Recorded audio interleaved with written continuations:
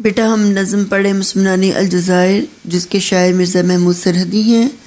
اور یہ ان کی شاعری کے مجموعے اندیشہ شہر سے لی گئی ہے۔ تو نظم پڑھتے ہیں، آپ لوگ اپنی درسی کتاب کا صفحہ نمبر 131 نکالیں۔ تو یہ بیٹا پڑھتے ہیں۔ الجزائر کے مسلمانوں خبر بھی ہے تمہیں، شمع آزادی کے پروانوں خبر بھی ہے تمہیں، چین آتا ہے کسی طور نہ آرام ہمیں، فکر رہی ہے تمہاری سحر و شام ہمیں، سوچتے ہیں کہ تمہارے لیے کیا کام کریں، یہ تو ہم سے نہیں ممکن کہ وہاں جا کے مریں، مالی امداد میں سچ ہے بڑے مشہور ہیں ہم، لیکن اب ٹیکسی اتنے ہیں کہ مجبور ہیں ہم، تھا دعاؤں پہ ہمیں آسرا وہ بھی نہ رہا، کیونکہ ان کا بھی اثر ہوتا ہے اکثر الٹا،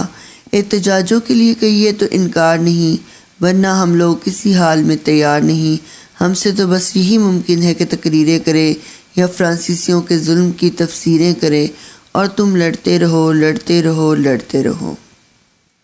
اور بیٹا یہ طنزیہ اور مزاحیہ نظم ان دنوں میں لکھی گئی تھی جب الجزائری مسلمان فرانسیسیوں سے آزادی حاصل کرنے کے لیے مصروف جہاد تھے۔ تو اس نظم میں انہوں نے یہ بتایا کہ الجزائر کے مسلمان جو تھے، جو کہ آزادی حاصل کرنے کے لیے کوششیں کر رہے تھے، اس حوالے سے نظم لکھی گئی ہے، اور اس میں مسلمانوں کے اندر جو جذبہ جہاد اور جذبہ یا قوت ایمانی کی کمی ہے اس کو بیان کیا گیا طنزیہ مزاحیہ انداز میں۔ تو بیٹا تھوڑا سا پس منظر میں آپ کو اس نظم کا بتا دیتی ہوں، اس کے بعد پھر ہم اس کی تشریح کرتے ہیں کہ الجزائر جو ہے یہ شمالی افریقہ میں واقع ایک اسلامی ملک ہے، اور 1847 میں فرانس نے الجزائر پر حملہ کر کے اس پر قبضہ کر لیا۔ پھر اس کے بعد دوسری جنگ عظیم جو کہ 1939 سے 45 تک ہوئی، اس کے بعد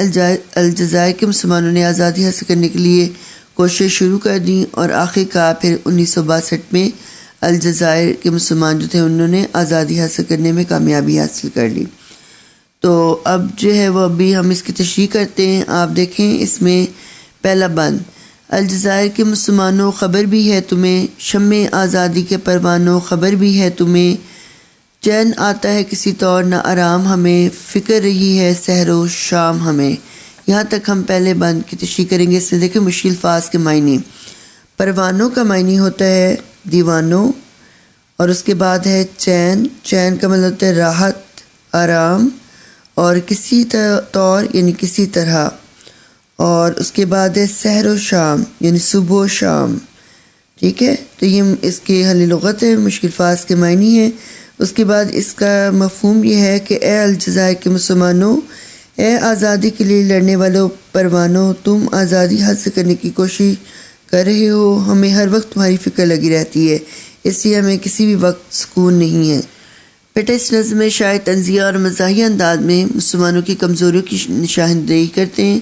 کہ ان میں جذبہ جہاد اور جذبہ قوت کی کمی ہے۔ وہ الجزائر کے مسلمانوں کو مخاطب کرتے ہوئے کہتے ہیں کہ اے آزادی کی شمع کی خاطر پروانوں کی طرح اپنی جانوں کو قربان کرنے والے الجزائری مسلمانوں، شاید تمہیں معلوم نہیں کہ ہم تمہاری تحریک آزادی میں تمہارے ساتھ ہیں، ہم تمہاری کامیابی کے لیے بہت زیادہ بے چین ہیں، کیونکہ ہم تمہارے خیر خواہ ہیں، ہم درد ہیں اور دینی بھائی ہیں، ہمیں تو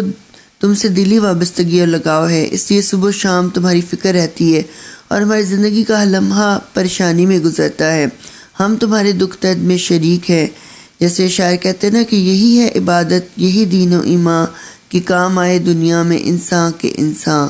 ہیں لوگ وہی جہاں میں اچھے، آتے ہیں جو کام دوسروں کے،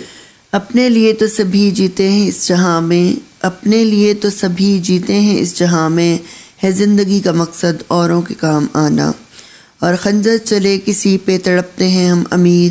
خنجر چلے کسی پہ تڑپتے ہیں ہم امیر، سارے جہاں کا درد ہمارے جگر میں ہے۔ تو تمام دنیا کے مسلمان چاہیے کہ وہ کسی بھی ملک یا خطے یا علاقے میں رہتے ہوں، سب ملت اسلامیہ کا حصہ ہیں اور آپس میں بھائی بھائی ہیں، جیسے کہ قرآن پاک میں اللہ تعالیٰ کا ارشاد ہے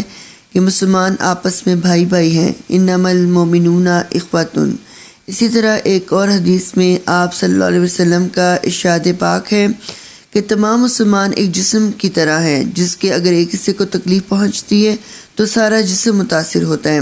جیسے اقبال کہتے ہیں کہ ایک ہو مسلم حرم کی پاسبانی کے لیے، ایک ہو مسلم حرم کی پاسبانی کے لیے، نیل کے ساحل سے لے کے تاب خاک کے کاشغر۔ تو شاعر کہتے ہیں کہ بحیثیت مسلمان ہم تمہارے دکھ درد میں شریک ہیں اور ہمیں تمہارا پورا احساس ہے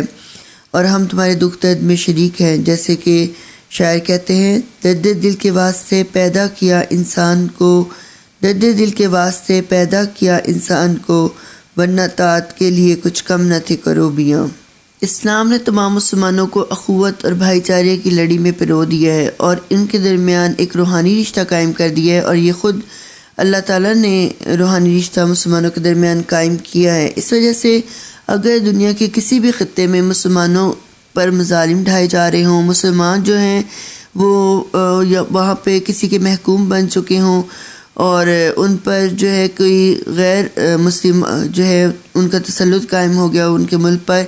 تو اس وجہ سے پھر پوری دنیا کے مسلمان جو ہوتے ہیں انہیں ان کے وہ دکھ درد میں شریک ہوتے ہیں، انہیں بہت زیادہ دکھ ہوتا ہے اس بات کا، اور وہ ان کے دکھ درد کو محسوس کرتے ہیں۔ وہ چاہتے ہیں کہ وہ خطہ آزاد ہو جائے اور وہاں کے مسلمان جو ہیں وہ آزادی حاصل کر لیں۔ اس وجہ سے تمام مسلمان جو ہیں وہ ان کے احساس کرتے ہیں اور ان کے دکھ درد میں شریک ہوتے ہیں۔ اس سے اگلے بند کی تشریح پھر اگلی ویڈیو میں پڑھتے ہیں۔